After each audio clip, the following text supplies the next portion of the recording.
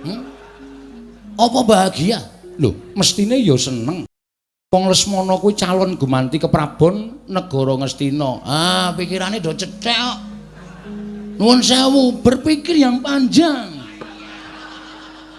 Jangan hanya jangka pendek tapi jangka panjang. Sing kandhane Lesmana ajeng dadi ratu nang Ngastina niku sapa? Lho, mestine rak ngono ya sak lengsering Prabu Duryudana. Prabu Duryudana niku lengser niku sesuk katandha ana perang gedhe, perang Bratawuda Jaya Binangun. Apa kok? Perang Bratawuda. Bratayuda. Hah? Yuda. Oh, Yuda. Kok wuda ora? Isis.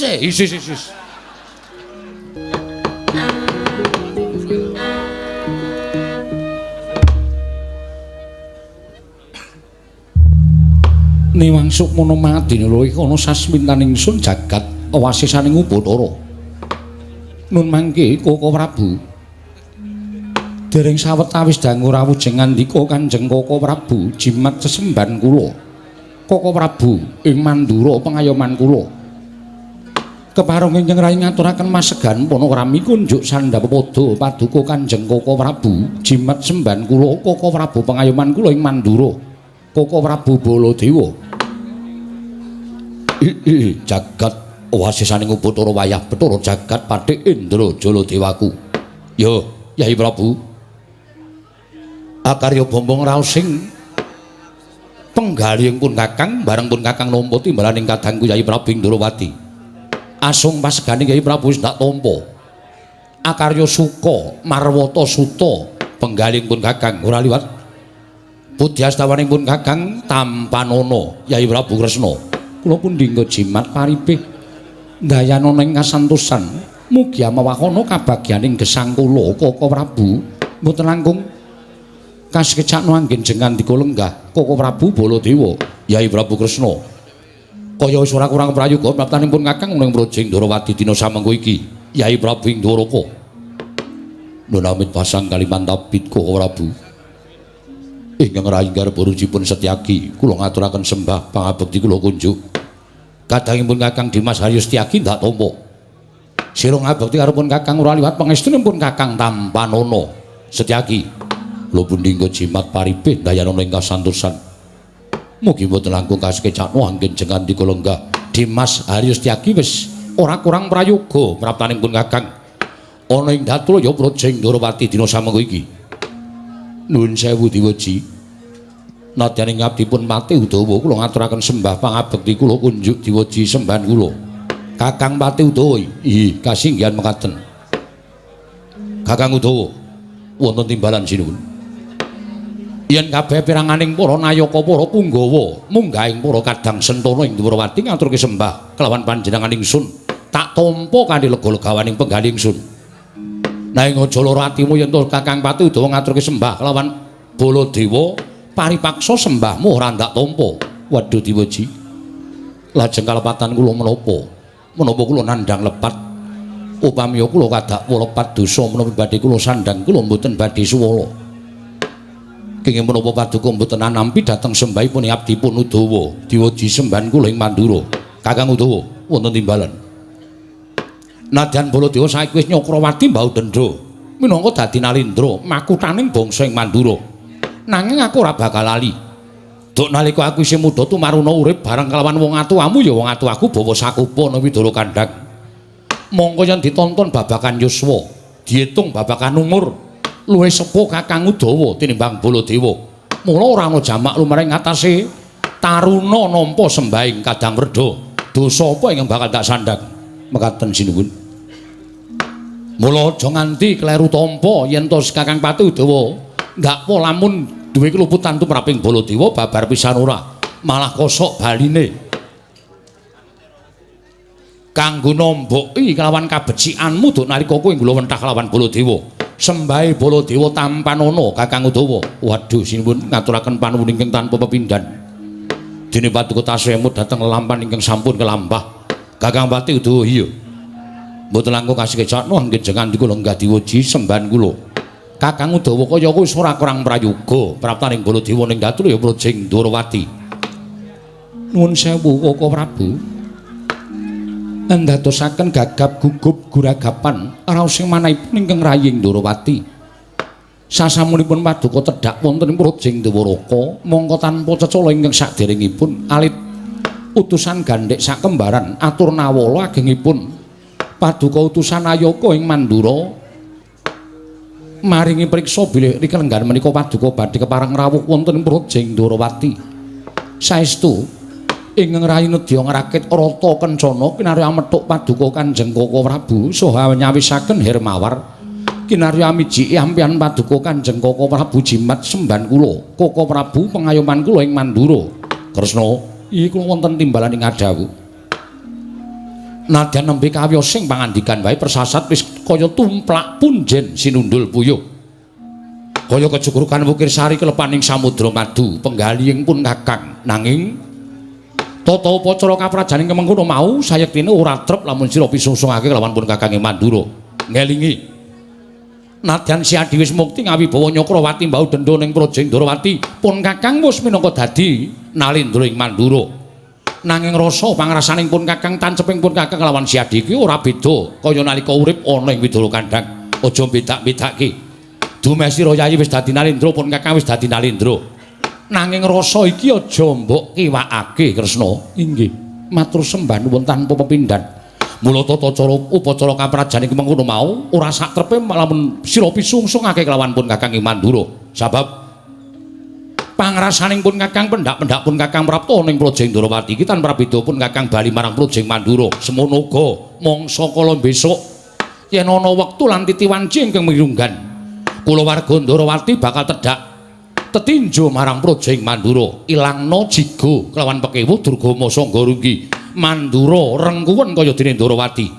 Yai Prabu Kresna matur sanget genging panuwun ingkang tanpa pepindhan Koko Prabu.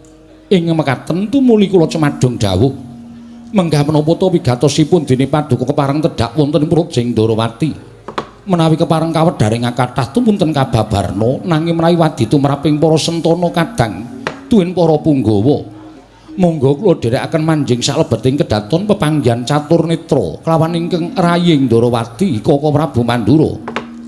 Yai Prabu Kresna wonten timbalan ing dawuh kagiat penggaling pun kakang bareng pun kakang napak ana ing tapel wates negara ing Ndorowati akeh umbul-umbul ingkang pinajang urut ana ing Kutagara Projing Ndorowati. Kacena lamun Yai Prabu Kresna nedhenganake Pasewakan Agung Kepasang Yogya katujuh nginu tumlipun kakang daya-daya munggah ana ing Datulaya selak nata ling rasa ingkang tan bangkit pinambeng pepanggihan kelawan Yai Prabu Kresna ing Ndorowati.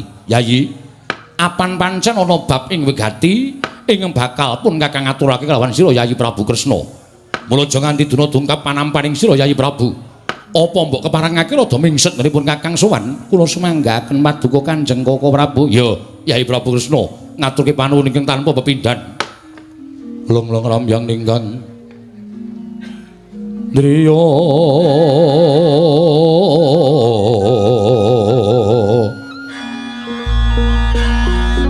Rewang Candra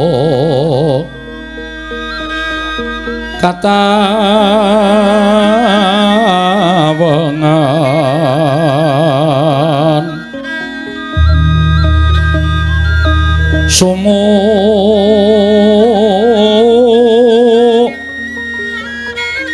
ing dias katuritan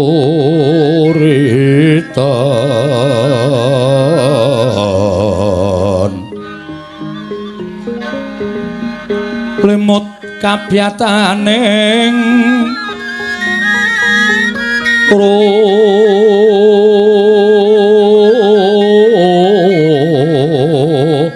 ojit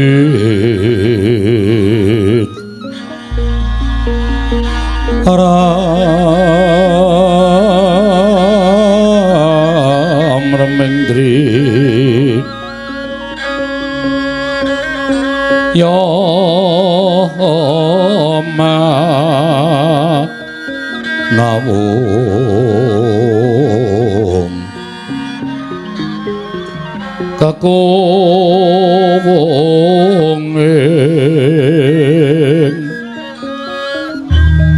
kakunging bang wisik desa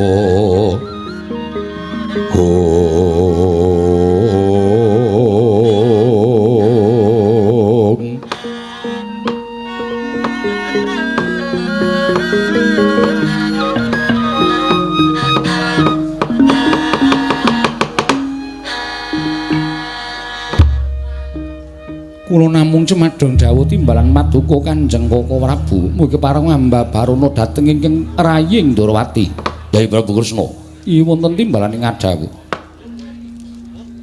Satempunipun Kakang Prapta ning Praja Ndrawati iki ora kok saka negara Mandura.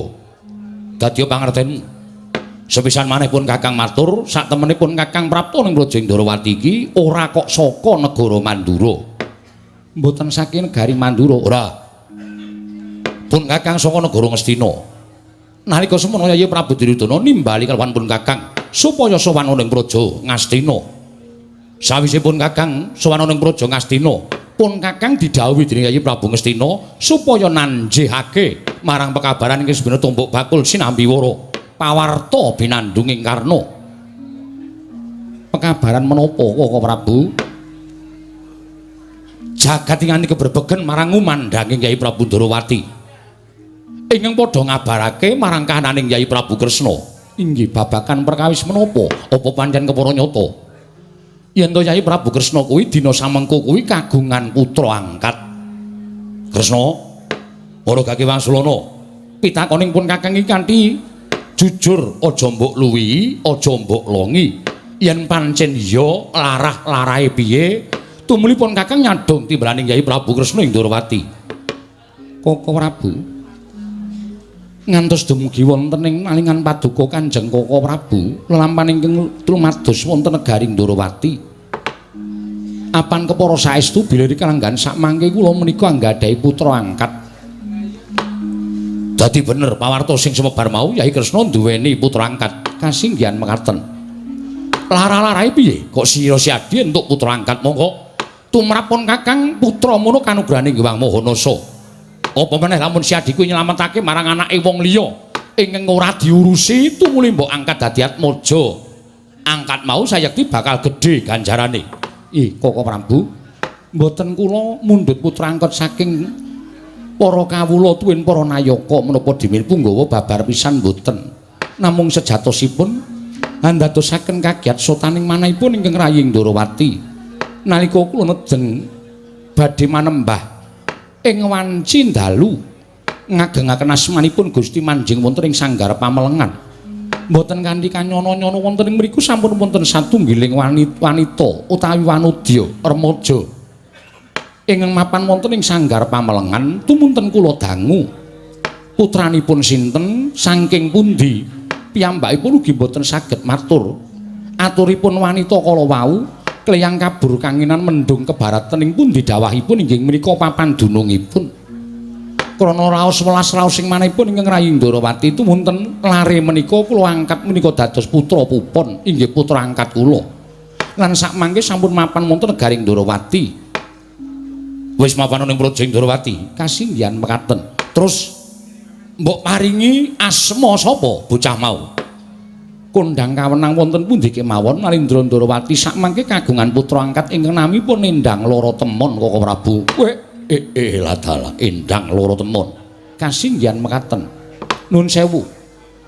Tepunging wimba rengunging pasuryan kadhi wonten inggih badhe kababaraken dhateng ingkang raying Ndrawati. Sasampunipun maduka Kanjeng Koko Prabu midhanget bilih ingkang rayi kagungan putra angkat inggih menika pun Endang Loro Temon. Lah iki ngene Kresna. Kepasang yuya katuji ngenu. Satemenipun Kakang kuwi ora kok mung kepengin mundhut prisa, nanging uga kepengin nyatakake marang kahananing Yai Prabu ingkang kagungan putra angkat ingkang aran Endang Loro Temon. Wuruhanira Yai. Nalika pun Kakang prapta ing negara Ngastina, pun Kakang tinangisan lan atma jendra ing Ngastina ya kuwi Lesmana Mandra Kumara. Ing nalika semana tak dangu gandrung-gandrung kelawan putri ing Ndrawati ingkang jeneng Endang Loro Temon. Mula aja nganti kleru pun Kakang nyatakake marang sira Yai Prabu Ndrawati jebul pintenemune Yai Prabu kagungan putra angkat kang aran Endang Loro Temon. Kasinggihan mekaten. Lah yen ngono babar pisan pun Kakang bakal matur. Sowaning pun Kakang minangka dadi wakil Yai Prabu Duryudana ingkang wigati dianggep bono-bono esuk anjejawah sore. Tegese aku bakal nglamar marang Atmajamu mau. Ingkang wigatine putramu ingkang aran Endang Loro Temon putra angkat mau bakal tak boyong marang negara Ngastina. Tak dhawuhake karo Lesmana Mandra Kumara. Mekaten Koko Prabu. Iya. Atmaja kula Endang Loro Temon badhe dipun dhawuhaken kan Lesmana Mandra Kumara. Pancen bener mengkono. Mesakno Yayi. Najan Lesmana kuwi anak ratu nanging kedunungan sial sebel. Uripe ora kedunungan bejo babar blas. Wis wola-wali Lesmana kuwi nggayuh sawijining putri. Ora ngomongake putra satriya, putri Brahmana, putri Nalindra, nanging tansah gagar wigar tenantuk karya. Mula wektu dina iki neng-nengono penangise anakmu Lesmana Mandra Kumara. Dina samengkapun Kakang minangka dadi wakil Kyai Prabu Duryudana bakal mboyong Atmajamu Endang Loro Temon ingkang wigati bakal tak boyong marang negara ing Ngastina. Tak dhawuhake ran putra ing Ngastina ya kuwi Lesmana Mandra Kumara. Nuwun sewu.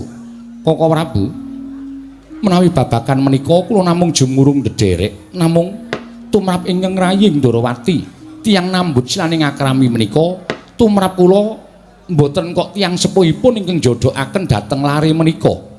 Nanging lare menika ingkang gadhahi jodho piyambak kanthi tetali raos tresna. Sabab menapa Koko Prabu? Tiyang bangun Bale Wisma, tiyang bangun bebrayan menika menawi kula nuwun sewu mboten wonten talinipun tartamtu mangke wonten bebasan ana temanten sepasar bubar. Gusti tegese piye?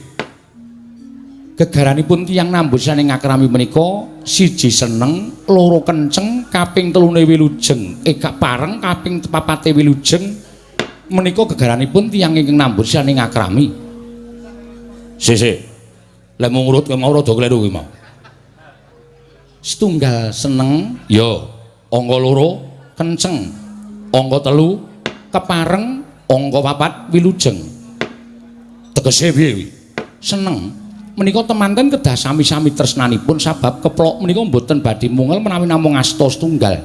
Tegesipun keplok kedah asta kalih, temanten kakung lan temanten putri kedah sami-sami tresnanipun sabab menapa Koko Prabu? Tiyang bangun Bale Wisma menika mangke menawi sampun dipun seksekaken wontening ulah agama saha tata hukum ing kaprajan tumuli sinebut garwa. Garwa menika kula nuwun sewu, rong pribadi ingkang wis dadi sak badan. Loro-lorone duwe ancas sing urip lan gegayuhan ingkang padha. Mula yen abot padha dipikul, yen enteng padha dicangking. Menika sinebut garwa. Oh. Garwa kuwi rong pribadi wis dadi sak badan. Inggih mekaten. Loro-lorone duwe ancas sing urip lan duwe niat urip bebarengan. Mula abot padha dipikul, enteng padha dicangking. Kasinggihan mekaten. Wola Praguta kae jare iki garwa sing siji sigar sing siji dawa. Jebul ora kuwi sanes menika kok Prabu. Sabanjure angka loro, angka kalih menika kenceng. Lah, sing kenceng apane? Ingkang kenceng tekadipun.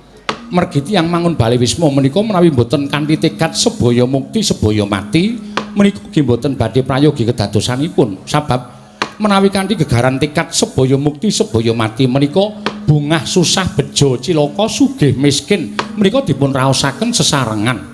Ya, bener. Sabanjure ingkang kaping 3 kepareng. Kepareng menika tegesipun njodhokaken pinanganten menika mboten kok njodhokaken awakipun piyambak nanging ugi njodhokaken mara sepuh utawi tiyang sepuh tangga tepalih mitra kawruh sanak kadang sanesipun. Menika kedah sedaya kepareng menawi tetela mekaten badhe kathah pandonga saking sanak kadang mitra kawruh Mudha Werda ingkang dayani anggenipun gesang bebrayan menika kala wau nir ing sambikala. Bener.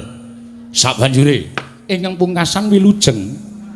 Wilujeng menika kula nuwun sewu mboten ketang namung sawiringkes kedah dipun wilujengi anut tata adat budaya papanipun piyambak-piyambak dipun seksekaken ugi kaliyan tangga tepalih kiwa tengenipun Koko Prabu. Wah, lah malah cocok ngono kok.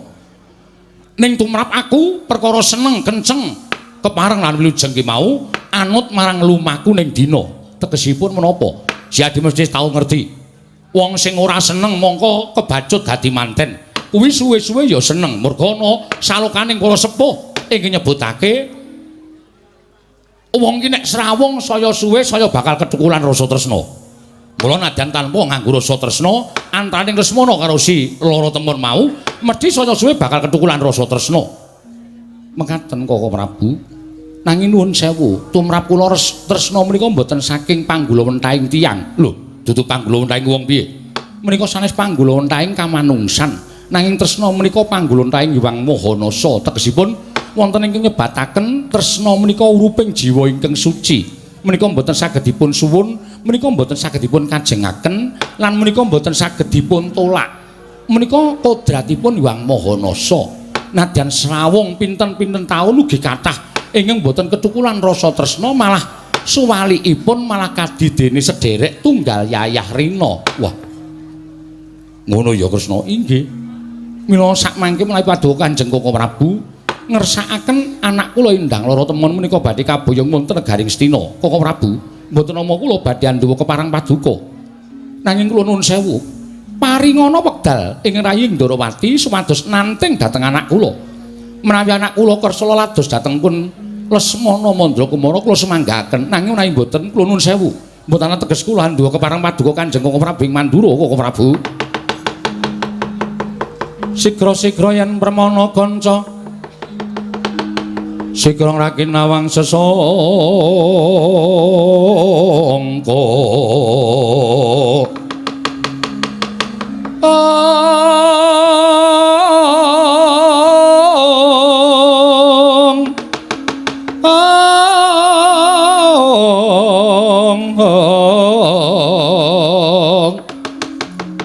Nalendra Mekmarwa sing sang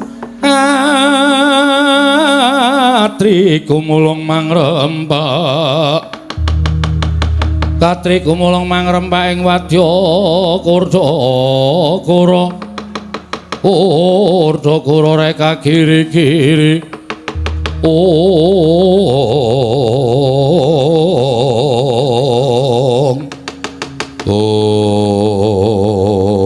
Tidem madaning pasewakan negaring Ndarawati.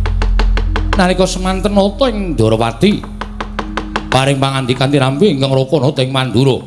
Parandene pungkasaning Rembag ndadosaken tintrim madaning pasewakan negaring Ndarawati. Datan wonten ingkang sami anyabawa nadyan gegodhongan teneng ngobah samirana datan lumampah. Nadyan nata ing Mandura Prabu Baladewa meger-meger datan mobah datan musik nganti kaya tugu Sinukarta.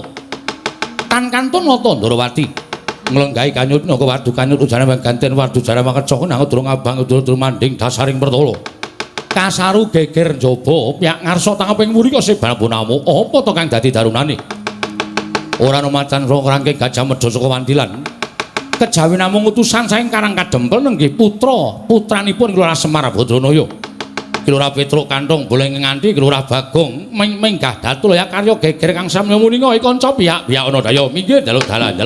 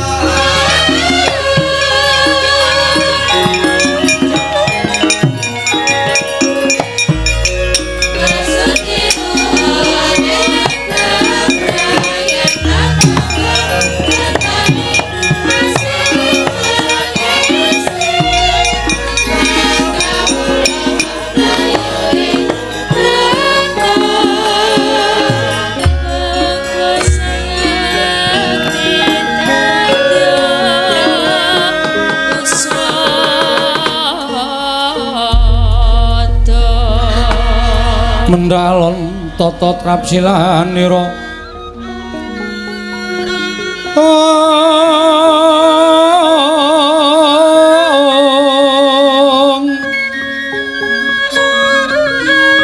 ngajamaken astanira kalih astanira kalih pisan yen ngandika magawe opranta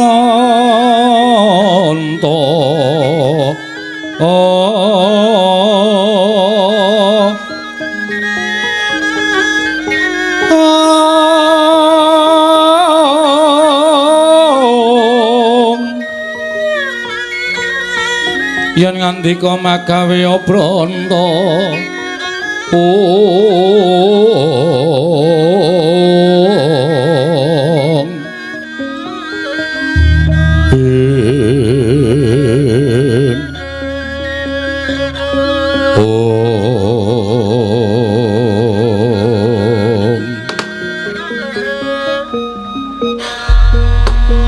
jagat Dewa Bathara jagat pangestungkara Kala Prabu. Nggih. Dereng ngantos pun anggen kula nampi sabda pangandika paduka. Menika kados dene sowanipun Panakawan Petruk kaliyan Panakawan Bagong. Lho lha iya. Lah iki ning apa Petruk sore-sore sowan ana negara Indrawati iki wigatine apa Kresna? Dimbalana. Nadyan dikaya ngapa Petruk iki ya abdi Indrawati ya abdi Ngamarta. Kasinggihan mekaten. Dimbalana apa wigatine? Mbok menawa perlu ing bakal diaturake marang sira Yai Prabu Kresna. Koko Prabu lenggah prayogi. Yo. Petruk padha kanthi harja sak praptamu ning negara Indrawati Panakawan. Nunamit pasang Kalimantabe tinebene ing ladone dumawahing tawang tuwang sinuwun linepatna ing tulak manu.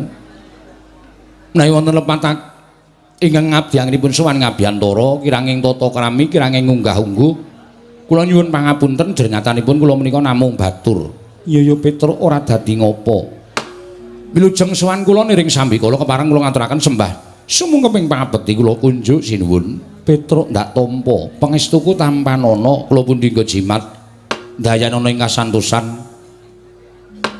Panakawan Bagong padha rarja sak praptamu Panakawan. Panakawan Bagong padha rarja sak praptamu Panakawan. Panakawan Bagong padha rarja sak praptamu Panakawan. Ora iki Bagong iki ditimbali kok krungu ora iki? Kowe iki ditimbali Yai Prabu Kresna krungu ora? Krungu. Lho. Krungu kok meneng wae. Agi nganu ngrasake mambu bakmi.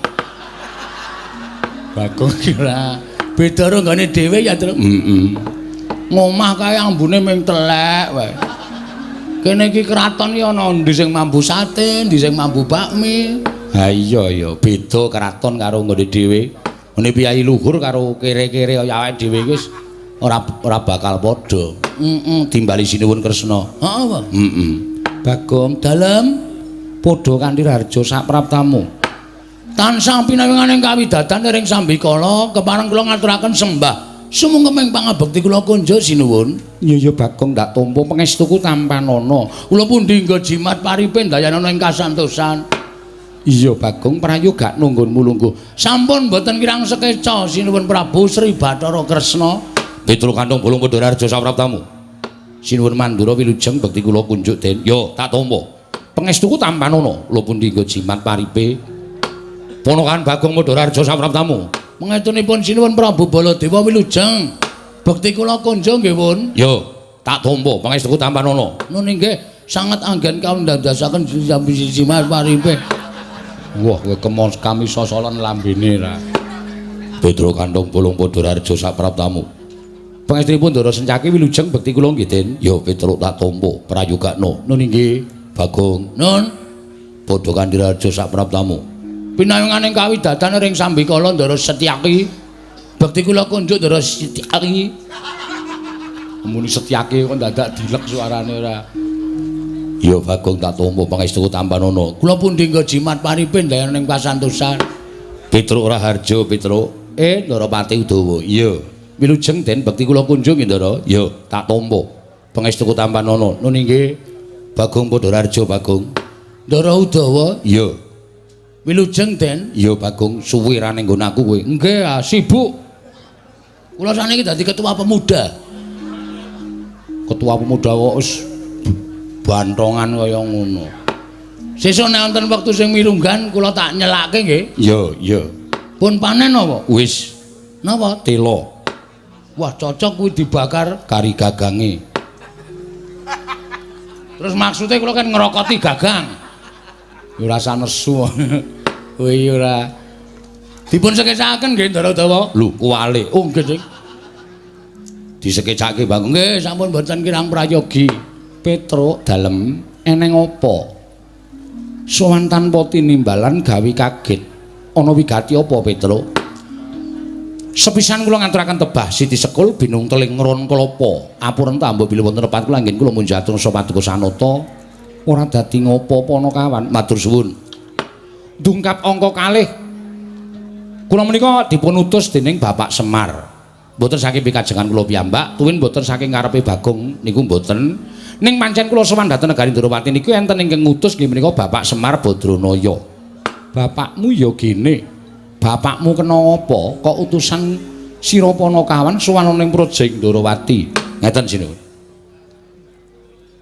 Karang kadempel niku wonten kejadian sing luar biasa. Tegese piye Petruk? Saniki bapakne Bapak Semar niku anake ora ming 3. Lho, anake bapakmu ora ming 3. Nggih. Pira? 4. Lho. Apa garwane wong atuwamu Dewi Kanastren nglairke meneh? Mboten, mboten. Lah kepiye? Bapak niku gadah putra angkat. Duwe anak angkat nggih. Ha critane ngeten, nalika semanten bapak niku ajeng salat maghrib.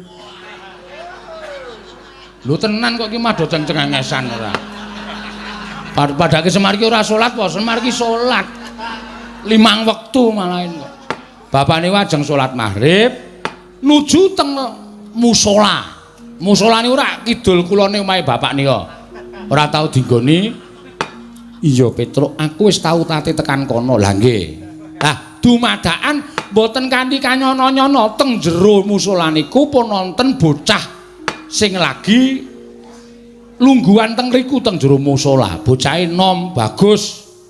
Mboten kaya anake bapak kula kali Gareng kali Bagong niku mboten beda. Wah niki sasat dewaning asmara ngejawantah. Sapa sing weruh adi kula niku wah wis geger pokoke. Ora lanang ora wedok kabeh do ngundhangi kebagusane adi kula niku.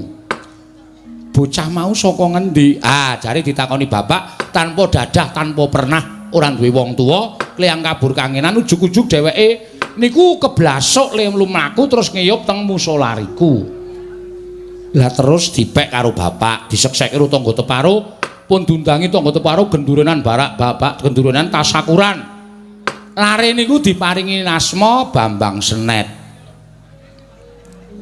Bambang Senet nggih. Apa ya arep melu gara-gara? Mboten, mboten. Mboten melu niku. Wong biyaine we bagus kok ora iso lucu, ora iso niku panjenengan nek prisa putrane Ndara Janaka, Ndara Irawan, persis plek niku tenan. Ha kula ning karo Bagong nganti meri kok. Kampung niku ora ana sing percaya, mosok iki anake Semar. Kakangne Bandam Sesi Bagong kaya rupane kaya kirik kok iki bagus ora jamak-jamak. Ngoten niku. Lah.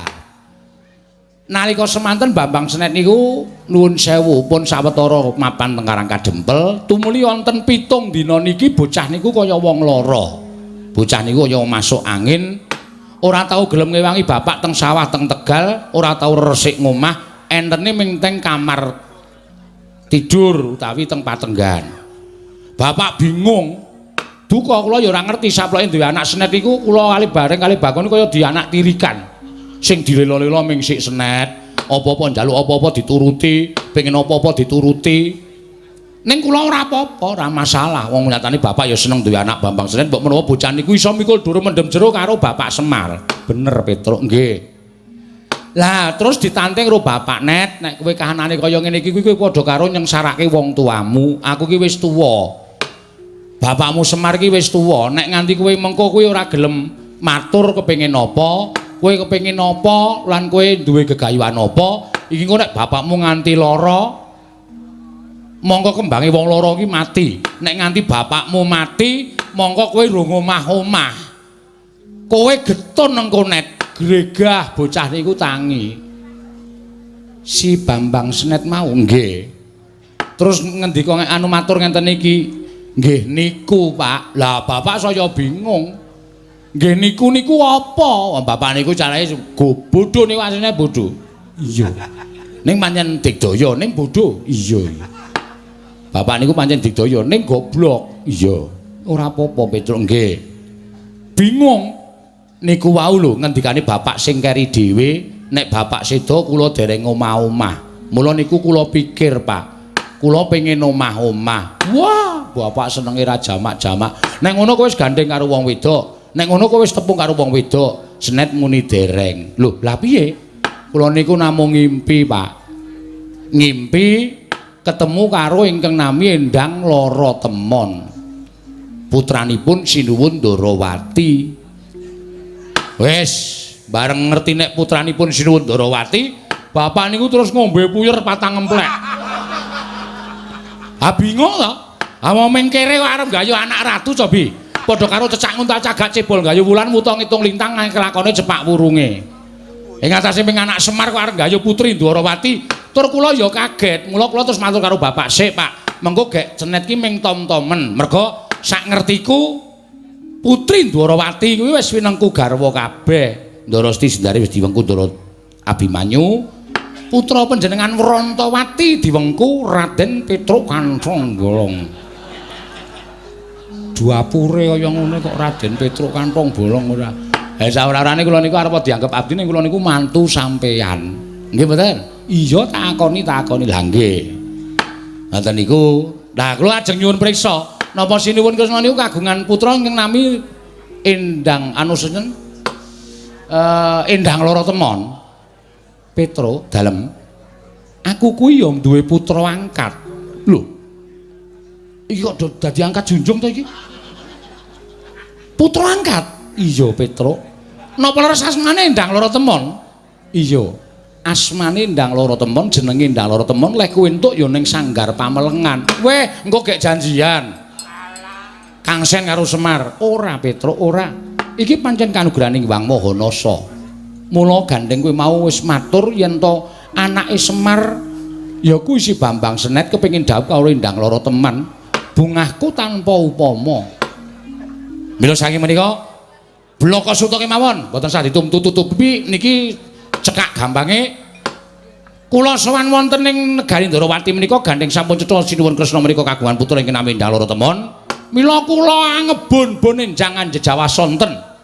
Jejawasonten menika tegesipun grimis. Grimis menika artosipun ngemis. Kula kepareng ngemis ingkang putra Endang Lara Temon badhe kula boyong wonten Karang Kadempel kula jojoaken kaliyan pun Bambang Senet. Nek kepareng matur nuwun sanget tanpa pepindhan niki kula wis tata-tata karo Bagong wis nggawa angkutan ta Kang. Heeh. Nggawa apa kowe mau? Tosa. Manten putri kok diangkat kaya areng ora. Anane kuwi kok nggawa kok. Duwene kuwi ya kowe. Niku kepareng badhe kula boyong wonten Karang Kadempel. Upami Sinuwun menika nggadahi ruba, upami Sinuwun menika nggadahi pepinginan, utawi Sinuwun menika nggadahi pangandikan, pepanggil saking pinanganten kakung kula aturi paring dawuh. Menawa waton dudu Brana Picis, waton dudu Mas Mutiara Hargya Jamrut Hergeni tuwin mboten bondo donya kula saged ngaturaken. Ning nek perkara sampeyan niku terus duwe pepinginan Petruk, anakku wene ana asok tukon dhuwit sementen 100 yuta. Ampun, modar kula. Pun genah ora duwe. Ning nek liyane niku tak sanggupi. Ya ta, Gong? Jelas. Rasa kuwatir. Njaluk patine gareng apa? Wah, pacule saiki. Ya ora njaluk yo njaluk patine gareng ora. Aja mesake Kakang niku kaya sengit aku suwe-suwe. Nyawang gareng ki suwe-suwe awake cilik ndase gedhe. Heeh, ya wis men ora. Iya, Pet nggih. Petruk dalem ning aku bingung. Lho. Sebabe ngerti yo. Sadurunge kowe sowan iki mau, Koko Prabu Mandura ya rawuh. Nggih, kula ngertos Sinuwun Mandura lenggah. Lah sebabe kok bingung? Merga Sinuwun Mandura uga diutus dening Yai Prabu Duryudana. Lho. Diutusken apa? Nanjeke anakku Endang Lara Temon bakal diboyong didhawuhi karo Lesmana Mandra Kumara Petruk. Endang Lara Temon didhawuhi oleh Lesmana Mandra Kumara. Ndara Lesmana Ngastina? Iya Petruk. Wo, Gong. Kukut le. Kukut piye? Kalah dhisik karo Sinuwun Mandura. Terus kono arep ngapa ta? Boyong Endang Lara Temon didhawuhi karo Lesmana Mandra Kumara. Sapa? Endang Lara Temon. Didhawuhi karo Lesmana Mandra Kumara. Sing dikongkon Prabu Baladewa. Prabu Baladewa ngapa rene? Didhawuhi nganu diutus Sinuwun Prabu Duryudana kon boyong Endang Lara Temon. Heeh, wigatine dawuhi karo Ndara Lesmana. Neng Ngastina? Heeh. Kapan kuwi? Gong awak dhewe iki ora sida mboyong Endang Lara Temon.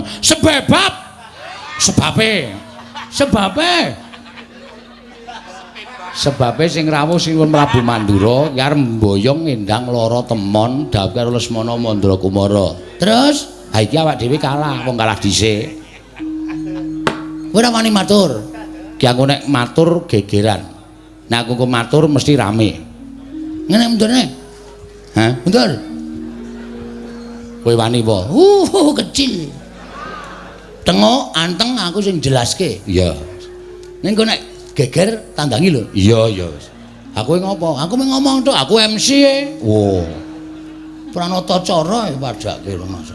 Pranata cara lek ku nyuwara gegeden lho mau, Truk. Assalamualaikum. Ya pranata cara barang ya tok. Saut ya ngopo. Keparang matur sinuwun. Nuwun sewu kula nglajengaken rembakipun Petruk. Iya. Sampeyan mau ngendikan apa? Endang Lara Temon bakal didhawuh eneng negara Ngastina karo Lesmana Mandra Kumara. Oke. Neng ngeten sinuwun. Sing jeneng wong tuwa. Nggih ta? Iya. Wong tuwa niku ora ana lho. Siji teng donya niki wong tuwa sing anake kepengin rekoso. Ora ana wong tuwa duwe anak wedok sing anake wedok mengko kepengin rekoso, uripe ketula-tula, uripe ketoyong-toyong niku mboten wonten. Sing digadhang wong tuwa sak donya niki arep ndek anak lanang utawa wedok, anake esuk iso gawe marem wong tuwa. Merga tentrem lan kabagyaning anak niku dadi swarganing wong tuwa. Iya, Bagong. Nggih. Arep niku anak sampean angkat. Ning nek uripe kepenak, uripe kebak kabagyan wong tuwa nyawang ki arep wong tuwa ki isih umure isih dawa ning kaya wis anguk-anguk swarga. Iya, Bagong. Nggih. Terus saniki kula tak takon. Kowe arep takon apa? Nek putra panjenengan Endang Lara Temon niku dipek Lesmana niku nuwun sewu, apa bahagia? Apa bahagia? Lho, mestine ya seneng. Wong Lesmana kuwi calon gumanti keprabon negara Ngastina. Pikirane do cecek kok. Nuwun sewu, berpikir yang panjang. Jangan hanya jangka pendek tapi jangka panjang. Sing kandhane Lesmana ajeng dadi ratu nang Ngastina niku sapa? Lho, mestine rak ngono ya sak lengsering Prabu Duryudana. Prabu Duryudana niku lengser niku sesuk katandha ana perang gedhe, perang Bratawuda Jaya Binangun. Apa, Kang? Perang Bratawuda. Bratayuda. Hah? Yuda. Kok wuda ora? Isis. Bratayuda Jaya Binangun. Lah niku mengke sing menang Pandhawa apa Kurawa durung ana sing ngerti. Kok wis dicalonke iki lho, kula rak takon. Tur iya piye? Saniki sampean ngerti mboten? Lesmana niku anak ratu, panjenengan anak ratu. Ning ngene iki apa? Lesmana alias kurang saon. Lho, kurang saon pekok kencir. Saman tahu bro, anak ratu kok melu parkir teng pasar. Nek ora Lesmana ora bakal kelakon. Ha niku mergane Lesmana niku rada selip ngoten. Nek sampeyan ngrabekke putra panjenengan karo Raden Lesmana niku napa panjenengan mboten nyemplungake putra sampeyan wonten juranging kesangsaran. Ayo. Upama mangko kelakon dhaup karo Ndara Lesmana, bapakne kencir, ibune ayu, anak-anak mesti ya pecuk. Wes, sampean sinuwun Ndarawati kagungan wayah mijil kakung ning pekok. Jawi kula tak nyuwun pesa, napa mboten sampean mboten kewirangan. Ngoten niku lho sinuwun. Mboten kok kula wajeng pripun-pripun, ora kok kepiye-kepiye mboten. Ning nuwun sewu, wong ajeng ngrabekke anak niku dicincingi bobote mantumu dhisik. Ngoten nek cara kula. Piye le labuh tumrap masyarakat, labuh tumrap kulawarga, srawunge piye? Lho, nek senet niku pendak minggu ora ana kerja bakti wae ngangkati watu dhewe. Niku adik kula merga tresna karo Karang Pradesan, tresna karo desane, rumangsane nek dheke urip iki enten Karang Kadempel, arepa dudu bumi wutah getihe, ning tresna karo Karang Kadempel. Ngaten, dadi soalé iki dodokane engko sik. Ha ngopo? Angger dak-dak kudu arep omong wae aku. Ya. Niku kula aturi menggale, ora sak penake dhewe. Ngaten. Arepa Bambang Senek niku mung anake Semar. Ning nek tresna padha tresna, keplok tangan loro. Ngoten. Niku bakale mulya uripe, merga ukurane mulya karo ora kuwi tumrap kula wong urip ing alam padang mboten kok kegurugan brana picis duweni derajat pangkat sing dhuwur. Mboten. Niku kanikmataning lair tumrap kula. Ning kanikmataning batin niku angel digayuh. Kala mangsa loro-lorone niku mor misah. Iso nggayuh kanikmataning lair ning ora iso kedunungan kanikmataning batin. Ning semono uga iso ngrasake kanikmataning batin, kanikmataning lair mesti melu kepenak. Niku lho dipenggalih. Ya, Tru? Gong. Ana Ndara Baladewa kowe ora sadar ya. Kowe muni ngono kuwi ana Ndara Baladewa. Kowe kok ora omong mau-mau ta, Tru? Wis kebaca ta iki. Aku iki tengok nang kene kok ora weruh ngono lho. Omonganmu kuwi marai panas wong. Ha iki sing diutus saka negara Ngastina malah Lesmana rada petuk, Lesmana rada kentir. Iki nek nganti nesu tanggung jawab. Berapa kali aku iki kepergok Baladewa nyatane ora wani tenanan karo aku. Wis karepmu lah ora usah melu-melu tanggunge, ora usah cerewet kowe. Iya. Ngoten, mang penggalih. Ajeng diparingke sinuwun Mandura sing minangka utusaning sinuwun Prabu Duryudana dhawuhe kali Endang Lara Temon kali Lesmana nggih monggo terserah niku panjenengan. Kula ora arep ngregon-ngregoni. Nek sampeyan tresna kali Bapak Semar, sampeyan ngakoni tau labuh dilabuhi karo Semar, berarti sampeyan isin duwe rasa males kabecikane Bapak Semar. Nek sampeyan ora iso maringake Ndara Telma dhateng Bapak Semar, didhawuh karo Endang Senek anu Bambang Senek. Niku ateges sampeyan nuwun sewu lho, kula mboten ngarani. Ning jebul kula iso ngarani raketang minta batin, Nalendra Ndarawati niku mboten iso ngakoni kabecikane wong liya. Niku parah, niku fatal tumrap kula. Wah, wis pocokan.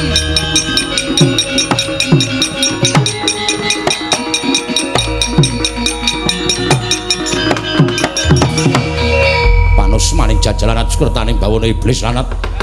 Wah, menungso ora tatanan. Tak empet-empet kok saya ora kuat rasaning Baladewa. Dicecamah dening wujuding Bagong, mengatasi Bagong wong kere loro saudon telu saurupane kok muman-uman karo Nata Mandura Prabu Baladewa. Kowe ngunekke ento Lesmana ki wong edan, Lesmana ki wong ora genep. Anggepmu apa Bagong? Ngandel ora. Kapokmu kapan kowe? Oke, ora sampe melu-melu kowe. Ya. Tandangane dhewe. Aku labur adikku ya Toipati kok, Tru. Ora usah semelang nek mung duna-unekke ngene aku wis kulino. Aku ki ana wong nagih utange tak unek-unekke sik kok. Ngopo kok nagih? Aku sing utang wis santai kok aku.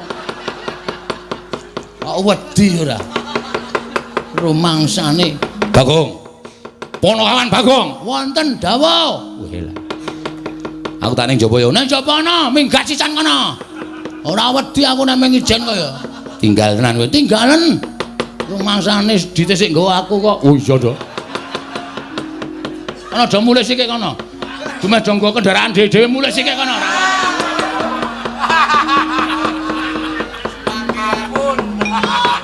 Bagong. Wonten dawuh. Kowe mau ngucap piye? Kowe mau ngucap piye? Lali. Wis mau kok wis ora tak pikir nek mau. Kowe ngunekke Lesmana apa? Piye? Rada edan. Lesmana ki sapa? Anake Duryudana. Lho, jangkar. Ala ora ana wonge kok kowe iki ngapa ta? Nek ana piyayine ngono iki aku nganggo sinuan. Nek ana piyayine aku nganggo Raden. Ha wong ora ana dijangkare kok. Wong kono ya ora krasa kok geger. Kowe ngino karo putra Ngastina, pancen kepara nyata.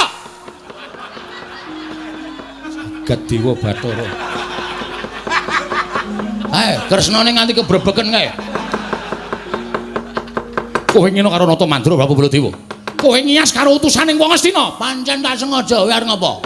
Mergo nek ora tak kaya ngenekke iki, yakin Sinuwun Prabu Ndarawati mesti wedi karo Prabu Baladewa. Terus endang lara temon diparingi karo sampean. Niki pancen tak jarak. Niki wis dadi sistematis kula.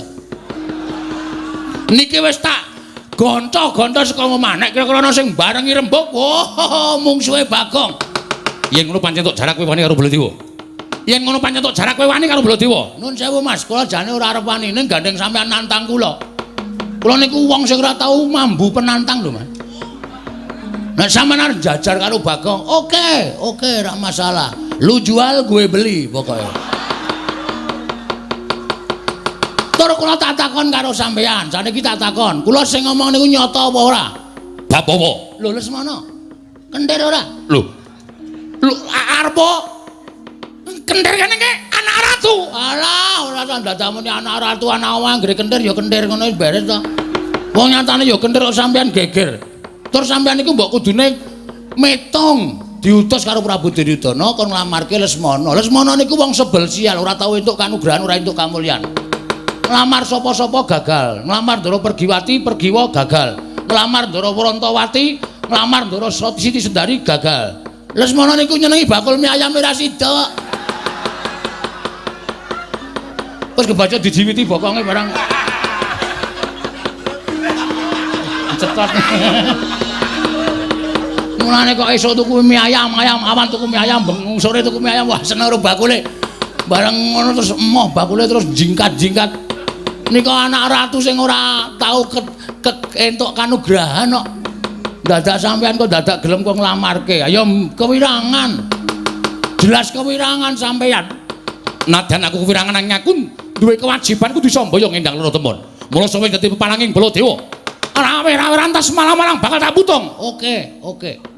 Monggo dadi palangku kowe. Kowe saiki bali yo. Terus omong karo bapakmu Semar.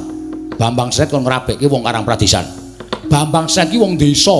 Adimu Bambang Sret anake Semar Angkat kuwi wong desa. Kuwi wong kere, kuwi wong ora duwe. Kok ngangkah dadi mantu ratu ki ora melek mripate. Kon ngilo karo cengele bapakmu.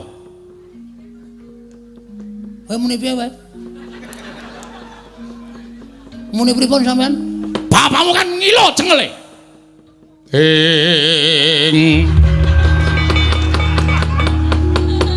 Mangjat kurda sruma bangga. Edian dadak suluk bareng. Men serem kok. Oh, lho ora cocok. Wis ben. Mas, nek sampean ngunek-unekke Bagong, aku arep tau unekke wong elek, arep tau unekke wong gedibal, arep tau unekke wong kere, memang itu faktanya. Dan aku ora bakal nesu. Nek sampean ngunekke bapakmu kan ngilo karo cengelmu kuwi. Bapake wong tua lho. Kowe ora sak penake ngunek-unekke bapak. Aku anggere bapak dunek-unekke iki rasaku ora trima tenan. Kok dadi kowe iso ngunekke bapak kon ngilo karo cengele? Mbok kowe iki sadar, Bol. Lho. Bol sapa? Jenengmu Baladewa arep dundang sapa nek ora bol? Jijiki. Koko Prabu sampun mangke malah mindak boten kajen. Menawa ora lega rasane iki ora ngusap karo Bagong iki. Menungso ora tatanan. Kowe sadar diri kowe. Kowe kudune iki sadar. Kowe mbiyen saka ngendi? Kowe mbiyen tak omongi critane ya Mas Baladewa. Kowe mbiyen ora dikukup nang Widara Kandang, ora didelik karo bapakmu sing jeneng Basudewa. Kowe wis mati dipateni karo Kangsa. Kuwi anake tiri Basudewa. Kuwi wong Digdaya. Ning merga kowe dititipke nang Widara Kandang, kowe mbiyen dadi wong tani, Bol. Kowe iki ya nggawa kebo, nggawa sapi, kowe iki ngluku ning sawah, kowe iki tandur ning sawah, awakmu gupak lendut Jawan. Bareng saiki kowe dadi ratu kok glelengmu ora jamak. Kowe kelingan ora? Jaman aku tok kon dadi tim sukses. Neng Mandura mbiyen, pokoke nyoblos Baladewa. Kowe janji arep ngedeke WC umum sprene ora kelakon. Sprene aku isih mancik neng watu. Nganti kena banyu sithik-sithik kae lho. Mak sring penake ora jamak-jamak. Bagong edan tenan. Hah? Pirang taun kowe dadi Narendra, ora kelakon apa sing tak janjekke. Semar mbiyen yo melu ketayalan. Kowe arep dadi ratu kowe. Lah kok saiki kowe bareng dadi ratu ana wong cilik, ana wong kere kaya ngene tak uneke. Tak uneke wong kere, wong gedibal. Sadar diri Mas. Derajat pangkat ki ora tekan modar. Bondo donya ora tekan modar. Kowe karo aku ki nang ngarepe sing ngakarya jagat ki padha derajate. Hah? Muni wae. Ayo Gage. Kowe ndang muni arep muni apa? Wes sing ngene. Rasaku kan gunung tanpa guna. Aku wegah rembukan karo menungso dapure kaya kowe. Aku ya wegah rembukan menungso dapure kaya aku. Kaya kowe. Lah iku walek ya. Tak gawe sayembara. Oke, siap. Acah kendel sepeleke. Aku ora sapa-sapa ra wedi kok. Areng apa wae? Sapa sing cilik gedene iso kuwi kadetening Baladewa? Wenang boyong endang lara temon. Maksude? Sapa sing cilik gedene iso ngungkuli kadetening Baladewa? Wenang boyong endang lara temon. Ayo, sempalan pundhaking kiwa tengen Baladewa. Asorna Baladewa yen perlu bandanen tangane, kerincungan sikile. Ayo, boyongan endang lara temon. Oke, metu Jawa. Ora ketitama kene perkara pati-pati.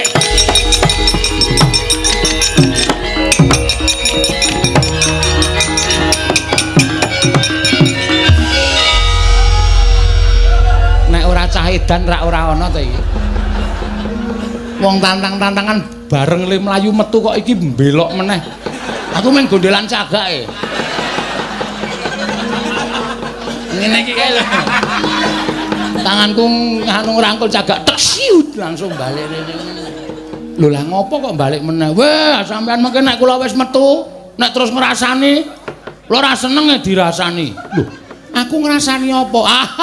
Kaya ora ngerti pambeganing Ratu Ndarawati, Ratu Berbudi Bawa Leksana, Lila ing Brana, ikhlas ing picis. Tegese piye? Alah, mbok rasane. Ngene lho semelangku ki. Engko nek aku wis metu njaba. Terus sampean ngrasani aku ora seneng aku nek dirasani. Lho, lek ngrasani piye? Aduh, Bagong kae urung tak sangoni ngono. Ayo, ada. Alah, ayo. Ora. Kok karo guyu? Moh aku. Nek sangoni nek. Lho. Kuwi jenenge njaluk. Oh, ya dikalang-kalang ora ngekeki. Nyonya. Ada ngono, mengke perang niku ngelak. Iya. Ora ana sing nggo tuku apa to apa. Wah, makasih. Iya. Asa omong Petruk lho, ora. Engko ndak njaluk. Ya wong dienggo wong loro rak ya cukup. Ora iso. Ben Petruk mudhar mbok men. Petrungku perang anti megap-megap ora tak goleke wedang kok. Yen ora tak tukoke. Kangge wong banyu putih, Gong, banyu putih. Uyuh wae, uyuh. Kowe karo dulure kok kaya ngono to, Men. Nika sapa nika kok limbuk kok matane abinge ra jama-jama. Beleken apa pripun? Abdi Ndarawati. Wah, cocok kae. Edan. Wah. Matuk aku. Matuk wong edan metu njaba bakon. Nun niki ngesla. Nun metu njaba. Ampun ngendika kaya ngoten. Niki niku nggen manten.